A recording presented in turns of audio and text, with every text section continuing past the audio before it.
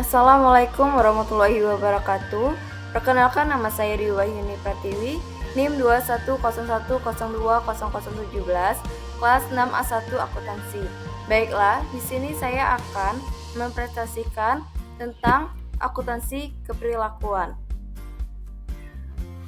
Isi pembahasan dari materi ini, yang pertama, pengertian akuntansi keperilakuan, sejarah perkembangan akuntansi keperilakuan, tujuan akuntansi keperilakuan, peran akuntansi keperilakuan, dimensi akuntansi keperilakuan, ruang lingkup akuntansi keperilakuan, dan riset akuntansi keperilakuan. Akuntansi keperilakuan.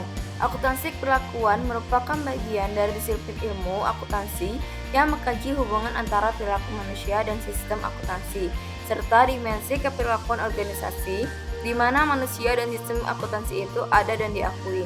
Jadi, akuntansi keperilakuan adalah studi tentang perilaku akuntan maupun non-akuntan yang dipengaruhi oleh fungsi-fungsi akuntansi dan pelaporan.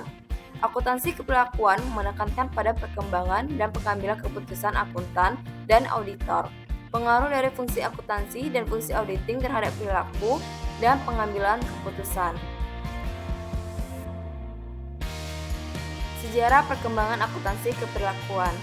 Sejak tahun 1950-an, beberapa riset akuntansi mulai mencoba menghubungkan akuntansi dengan aspek perilaku. Hal ini dimulai oleh Agris pada tahun 1952. Selain itu, Binberg dan Silt 1989 mengklasifikasikan riset akuntansi keperilakuan dalam 5 aliran, yaitu pengendalian manajemen, manajemen kontrol, pemrosesan informasi akuntansi, accounting information processing, desain sistem informasi, information system design, riset auditing, auditing research, dan sosiologi organisasional, organisasional sosiologi. Pada awal perkembangannya, riset akuntansi keperilakuan menekankan pada aspek akuntansi manajemen, khususnya penganggaran, budgeting. Namun, cakupannya terus berkembang dan bergeser ke arah akuntansi keuangan, sistem akuntansi, dan auditing. Tujuan akuntansi keperilakuan untuk mengukur dan mengevaluasi faktor-faktor perilaku yang relevan dan mengkomunikasikan hasilnya kepada pengambilan keputusan internal dan eksternal. Peran akuntansi keperilakuan. Peran akuntansi keperilakuan adalah memperluas peran akuntansi Peran akuntansi keperilakuan. Peran akuntansi keperilakuan adalah memperluas peran akuntansi tradisional dalam memberikan informasi relevan untuk pembuat keputusan, agar mutu keputusan yang dibuat oleh para pembuat keputusan berhasil baik. Mereka perlu menggunakan laporan-laporan untuk memperoleh informasi relevan sebanyak mungkin. Informasi relevan ini disajikan oleh para akuntan tradisional melalui laporan-laporan yang disajikan yang disusun berdasarkan prinsip akuntansi yang berterima umum atau PBU. Salah satu unsur PABU adalah pengungkapan penuh atau full disclosure. Dimensi akuntansi keperilakuan. A.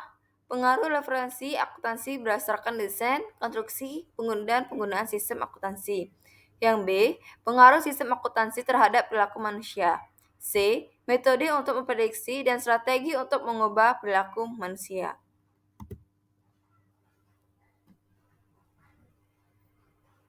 Ruang lingkup akuntansi keperilakuan sebagai berikut.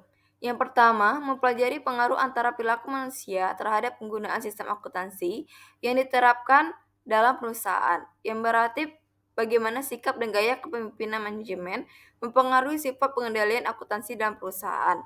Yang kedua, mempelajari pengaruh sistem akuntansi terhadap perilaku manusia, yang berarti bagaimana sistem akuntansi mempengaruhi motivasi, produktivitas, dan pengambilan keputusan. Yang ketiga, metode untuk memprediksi perilaku manusia dan strategi untuk mengubahnya, yang berarti bagaimana sistem akuntansi dapat digunakan untuk mempengaruhi perilaku. Riset akuntansi keperilakuan merupakan suatu bidang baru yang secara luas berhubungan dengan perilaku individu, kelompok, dan organisasi bisnis, terutama yang berhubungan dengan proses informasi akuntansi dan audit. Studi terhadap perilaku akuntan atau perilaku dari non-akuntan telah banyak dipengaruhi oleh fungsi akuntan dan laporan. Riset akuntansi perlakuan meliputi masalah yang berhubungan dengan: pertama, pembuat keputusan dan pertimbangan oleh akuntan dan auditor. Yang kedua, pengaruh dari fungsi akuntansi seperti partisipasi dalam penyusunan anggaran, karakteristik sistem informasi, dan fungsi audit terhadap perilaku baik karyawan, manajer, investor, maupun wajib pajak. Yang ketiga, pengaruh dari hasil fungsi tersebut seperti informasi akuntansi dan penggunaan pertimbangan dalam pembuatan keputusan. Itulah presentasi dari saya. Saya akhiri. Wassalamualaikum warahmatullahi wabarakatuh.